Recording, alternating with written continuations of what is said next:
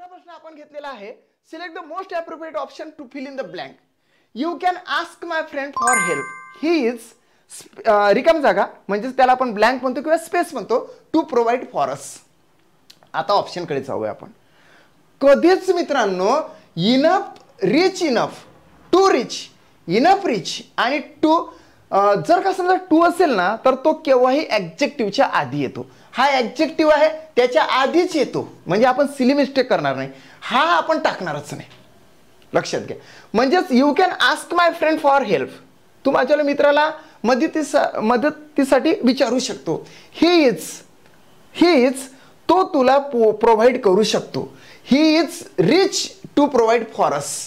तो चांगल्या म्हणजे जास्तच रिच आहे. He is rich enough.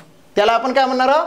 He is rich enough. He is rich enough, ENOUGH. He is rich enough to provide for अस.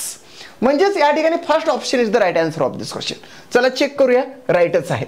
आता एक गोष्ट लक्षात ठेवा, जसं हा टू ॲडजेक्टिव्हच्या नंतर कधीच येऊ शकत नाही, तो आधीच येतो, तसंच इनफ जे आहे ना तर ते ॲडजेक्टिव्हच्या आधी कधीच येत नाही, ते केव्हाही नंतर येतं. उलट सुलट आहे, म्हणजे हे अशी कन्स्ट्रक्शन होणारच नाही. So first option is the right answer of this question.